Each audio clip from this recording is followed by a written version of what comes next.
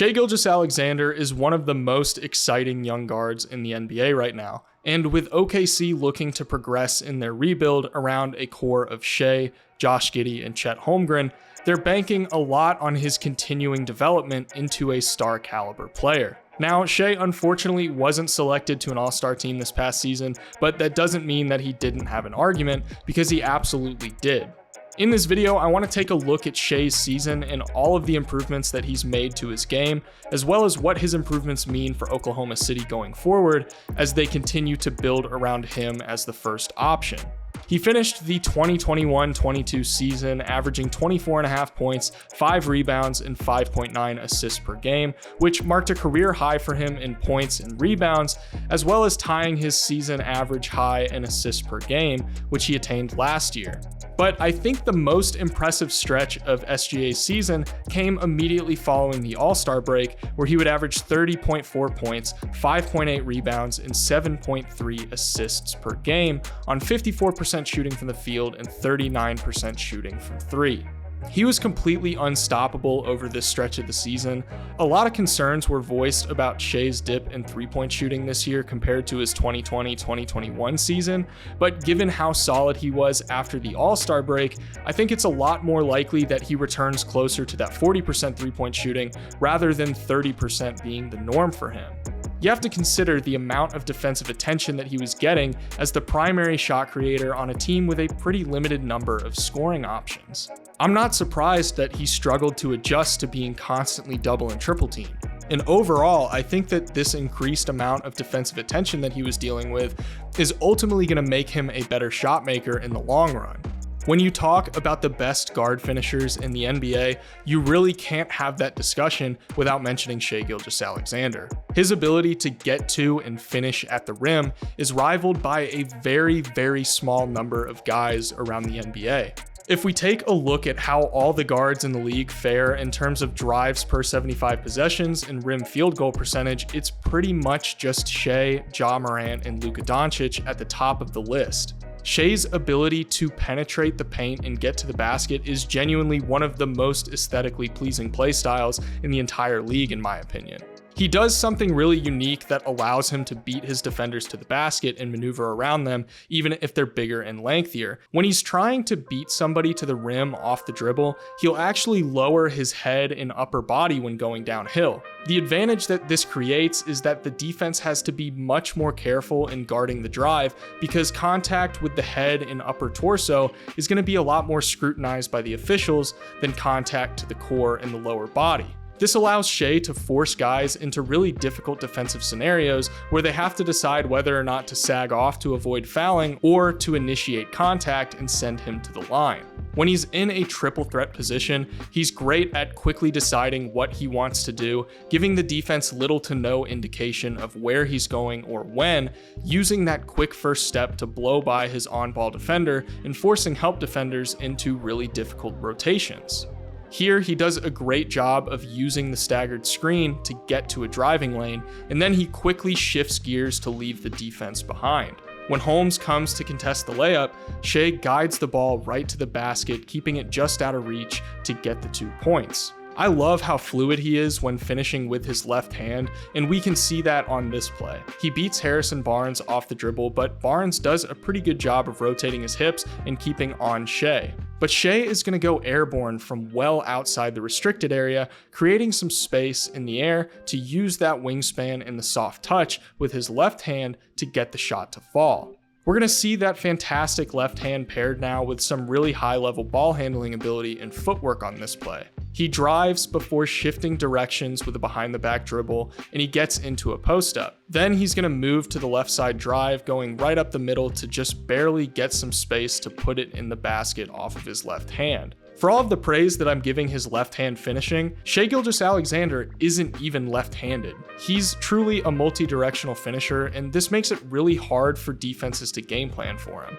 You can't sit there if you're a defender and go, oh, he has no left hand, he's just going to go right every time. They have to constantly worry about him burning them, regardless of if it's with his left or right hand. You pair this finishing ability with his footwork, and things start to get even more interesting. I think a lot of people forget that Shai is 6'6". He's not exactly built to be a forward, but he's also not to be treated like any traditional guard. He's bulked up every offseason of his career so far, and there's a pretty clear pathway for him to start blending more traditional guard play as the ball handler and slasher with some more slowed down post footwork, using that finishing ability to take on matchups with more size to generate points on the interior. If you know my overall philosophy towards rim pressure and how it's conducive to generating offense, then you're gonna understand why I'm so high on Shai from a playmaking perspective. For a brief explanation of what I mean, I'm talking about how players with high-level rim pressure are able to force defenses to collapse on them, thus opening opportunities on the perimeter, leading to open catch-and-shoot threes and opportunities to attack closeouts and get uncontested shots. Shai leverages this ability really well, and we can see the correlation between drives and high-value assists. This isn't to say that being a high-level slasher is the only way to create high-value offense, but it shouldn't be ignored how heavy the correlation is between the two. Let's go ahead and take a look at some examples of how Shai makes use of this on the court. He's going to take this ball screen on the wing to get into a side pick and roll, and he's got a trailing defender, Mobley cutting off the roller, and Kevin Love providing some supplementary help. Osman is going to try and stunt Shai's drive, leaving Shai a wide open pass to Dort for the three. Here, he's driving, and he starts to jump and look towards the rim as if he's going to put up a floater, and this freezes the defense, allowing for a kick out to the corner for an Aaron Wiggins three. On this high pick and roll, he's going to get hit with two defenders, but he uses a spin move to generate some space, and he fakes the skip pass to the corner to get Kobe White rotating to the corner pass, and then he just dumps it off to Tre Mann for the layup. He's going to draw two defenders on the drive here, but once he pulls out Holiday from closer to the interior, he sees the cutting Aaron Wiggins, and he sends him a bullet pass in stride for an easy 2 points.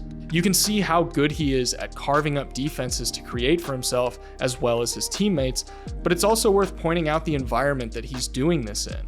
OKC attempted the 7th most threes per game in 2022, but they shot a league worst 32.3% from three. Shai is operating with abysmal spacing, making it that much more difficult to effectively score on the interior.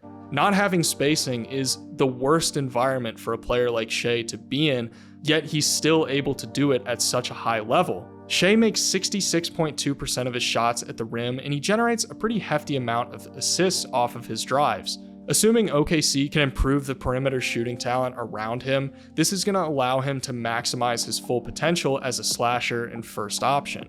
There's another opportunity for Shai to grow as a scorer, and I really don't see it mentioned a whole lot when discussing areas that he can grow to flesh out his arsenal as a scorer.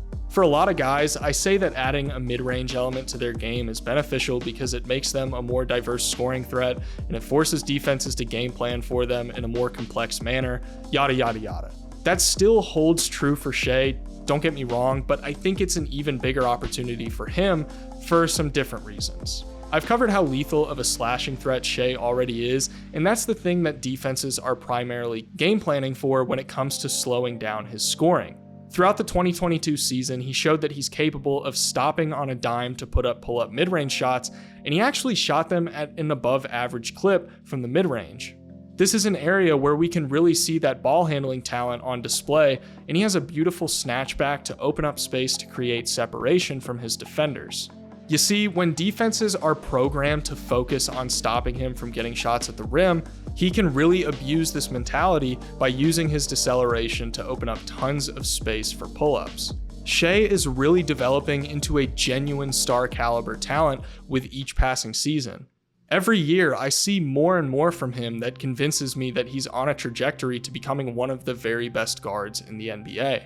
There are tons of people who are going to debate whether or not he's got the potential to be a first option on a championship contender, and even I had questions about that at first. But after all that we've seen this past season and seeing how he continues to add new elements to his game year after year, it's really hard not to buy into the idea that he can be your go-to guy on a team with finals aspirations. It's just a matter of putting the right talent around him and putting him in position to succeed.